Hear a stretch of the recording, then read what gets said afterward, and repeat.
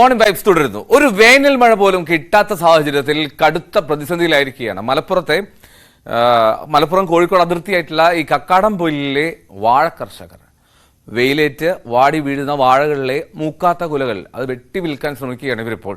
ലക്ഷങ്ങളുടെ നഷ്ടം ഇവിടെ ഓരോ കർഷകനും ഈ വേനൽ കൊണ്ടുണ്ടായി എന്നുള്ളതാണ്. സർക്കാരിന്റെ ഇൻഷുറൻസ് സംവിധാനം മാത്രമാണ് ഇനിയിപ്പോൾ നഷ്ടം അത് കുറച്ചെങ്കിലും നികത്താൻ കഴിയുമെന്നുള്ള അവരുടെ ഏക പ്രതീക്ഷ. CV അനുമോ തയ്യാറാക്കിയ റിപ്പോർട്ടിലേക്ക്. ഞാൻ നിൽക്കുന്നത് മലപ്പുറം കോഴിക്കോട് ജില്ലകളുടെ അതിർത്തി പ്രദേശമായ കക്കാടംപൊയിലാണ്. ഇവിടെ സാധാരണത്തേക്കാൾ ചൂട് വളരെ കൂടുതലാണിപ്പോൾ. മുൻപൊന്നും ഇത്ര ചൂട് അനുഭവപ്പെട്ടില്ല എന്നാണ് ഇവിടുത്തുകാർ പറയുന്നത്. അതിന്റെ അനന്തരഫലമായിട്ട് ഉണ്ടായത് ഈ മേഖലയിലെ കൃഷിയെല്ലാം കരിഞ്ഞുണങ്ങുന്ന ഒരു സാഹചര്യം. വാഴഗ്രാമം എന്നുകൂടി ഈ ഒരു നാട് അറിയപ്പെടുന്നുണ്ട്. കാരണം 500-ലേറെ ഏക്കറിൽ ഇവിടെ വാഴകൃഷി ചെയ്യുന്നുണ്ട്. ഈ വാഴകൃഷി ചെയ്യുന്നവരുടെ അവസ്ഥ ഈ വേനലിൽ വലിയ ബുദ്ധിമുട്ടിൽ തന്നെയാണ്. ഞാൻ നിൽക്കുന്നത് ശ്രീ മോഹൻദാസ് എന്ന കർഷകന്റെ കൂടെയാണ്. അദ്ദേഹത്തിന്റെ വാഴത്തോട്ടത്തിലാണ് നമ്മളുള്ളത്. ഈ വലിയ പ്രതീക്ഷയോടെ നട്ടു നനച്ച വാഴകളൊക്കെ തന്നെ ഈ കൊടിയ വേനലിൽ കരിഞ്ഞുണങ്ങുന്നൊരവസ്ഥ.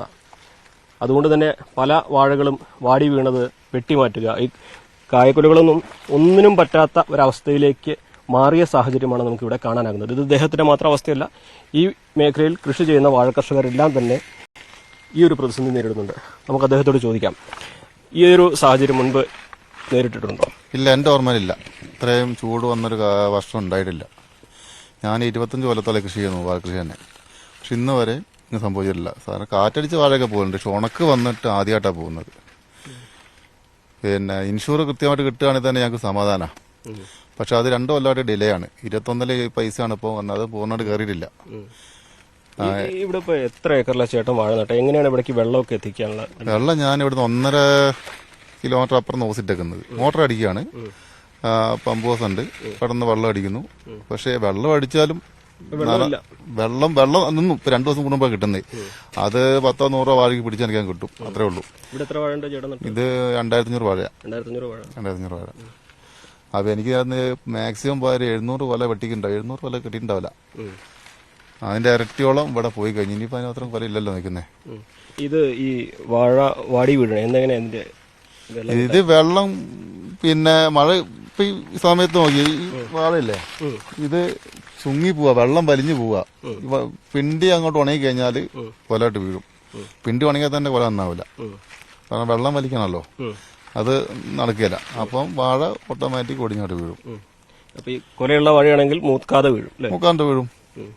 ഇതിപ്പോ ഈ വാഴ കണ്ടോ, ആ വള്ളിയാണ് നിൽക്കുന്നത്. അത് എപ്പം വേണമെങ്കിലും നിലമ്പത്ത് അത് ഉണങ്ങി നിൽക്കുന്ന വാഴ അത്. അതിന്റെ കുഞ്ചി അങ്ങ് ഉണങ്ങി കഴിഞ്ഞാൽ അന്നേരം താഴോട്ട് വീണു. ഇതിപ്പോ നല്ല രീതിയിൽ വിളവ് കിട്ടുകയാണെങ്കിൽ ഒരു കൊലയ്ക്ക് എത്ര രൂപ വെച്ച് കിട്ടും? ഇതിപ്പോ ഞാൻ പറയാം, എനിക്കിവിടെ ആവറേജ് 20 കിലോ കുറഞ്ഞ കൊല ഇല്ലായിരുന്നു. പക്ഷെ ഈ പ്രാവശ്യം അതൊന്നും നടക്കുന്ന സ്ഥിതിയല്ല. പകുതിയിലേറെ വാഴ ഇപ്പൊ തന്നെ പോയി കഴിഞ്ഞു. ഇനി എത്ര കിട്ടുമെന്ന് പറയാൻ കഴിയില്ല. ഈ വാടി വീണ വാഴക്കൊലയ്ക്ക് എന്തെങ്കിലും പറ്റുമോ? ഒന്നിനും പറ്റില്ല. അത് കടക്കാർ എടുക്കുക. ഞാൻ കഴിഞ്ഞ സുരേഷിന്റെ കടയിൽ നിന്ന് തൂക്കിക്കൊണ്ട സമയത്ത് വണ്ടിക്കാരൻ പറഞ്ഞു അത് കൊല വെക്കരുതെന്ന് പറഞ്ഞു. കാരണം അത് വലിപ്പമില്ല, മൂപ്പ് കമ്മിയാണ്, പറ്റൂലെന്ന് പറഞ്ഞു. അപ്പൊ ഈ ഒടിഞ്ഞ് കൊല വരുമ്പം കച്ചവടം എടുക്കുകയല്ല, കാരണം ഇത് കണ്ടമാനം തള്ളു വരുക.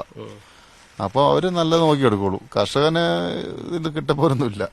വലിയ നഷ്ടത്തിലാണ്. ഇപ്പൊ തന്നെ എനിക്ക് എന്റെ കണക്കിൽ 2.5 ലക്ഷം റുപ്യ നഷ്ടമുണ്ട്. ഈ ഇപ്പൊ വെട്ടി കഴിഞ്ഞപ്പം ഇനി കുറഞ്ഞ വാഴയേ ഉള്ളൂ. 4 ലക്ഷം റുപ്യന്റെ മുകളിൽ മുടക്കാം.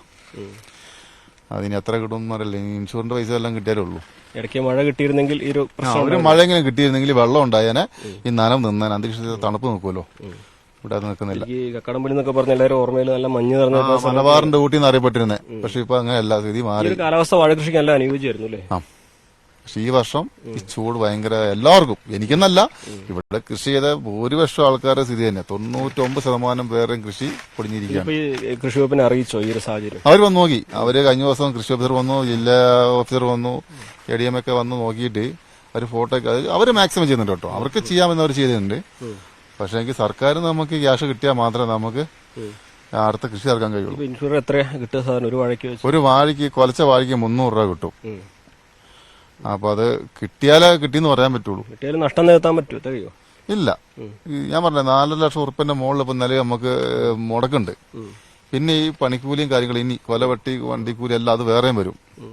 പിന്നെ പകുതിയെങ്കിലും കിട്ടിയാൽ ഭാഗ്യം. പകുതി കിട്ടിക്കഴിഞ്ഞാൽ പിടിച്ചേക്കാം, അടുത്ത കൃഷി ഇറക്കാൻ കഴിയും.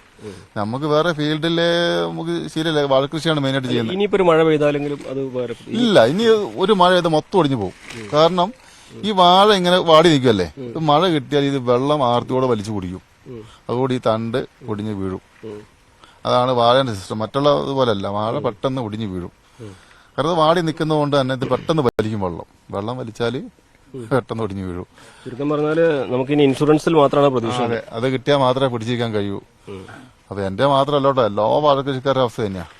തീർച്ചയായും അതാണ് ശ്രീ മോഹൻദാസിന് പറയാനുള്ളത്. കക്കാടംപൊയിൽ ഈ മലബാറിലെ ഊട്ടി എന്നൊക്കെ അറിയപ്പെടുന്ന നല്ല മഞ്ഞ് എപ്പോഴും നിന്നിരുന്ന ഒരു സ്ഥലമായിരുന്നു. കാലാവസ്ഥ അത്രയും സുഖകരമായ ഒരു മേഖലയായിരുന്നു കക്കാടംപൊയിൽ. അവിടുത്തെ ഒരു കർഷകന്റെ അവരുടെ ദുരിതത്തിന്റെ നേർക്കാഴ്ചയാണ് ഇപ്പോൾ നമ്മൾ പ്രേക്ഷകർക്ക് മുമ്പിലേക്ക് കൊണ്ടുവരുന്നത്. വലിയ പ്രതീക്ഷയോടെ കൃഷി ചെയ്ത, ലക്ഷങ്ങൾ മുടക്കി കൃഷി ചെയ്ത വാഴകൃഷി ഇദ്ദേഹത്തിന് ഒരു വിഷമമുണ്ടാക്കുന്ന സാഹചര്യം, കണ്ണീരായി മാറുന്ന ഒരു സാഹചര്യത്തിലേക്ക് എത്തുകയാണ്. ഇനിയിപ്പോൾ മഴ കിട്ടിയിട്ടും കാര്യമില്ല. ഇനി സർക്കാർ ഇവർക്ക് നൽകുന്ന ഇൻഷുറൻസിൽ മാത്രമാണ് ഇദ്ദേഹത്തിന്റെ പ്രതീക്ഷ. ഇദ്ദേഹത്തിന്റെ മാത്രമല്ല, ഇദ്ദേഹത്തെ പോലെ കൃഷി ചെയ്യുന്ന നിരവധി കർഷകരുടെ ഏക പ്രതീക്ഷ അത് മാത്രമാണ്. സർക്കാർ ഇടപെടും എന്ന പ്രതീക്ഷ മാത്രമാണ് ഇപ്പോഴിവർക്കുള്ളത്. അഖിൽ ഒട്ടുപാറയ്ക്കൊപ്പം CV അനുമോദ്, ന്യൂസ് 18.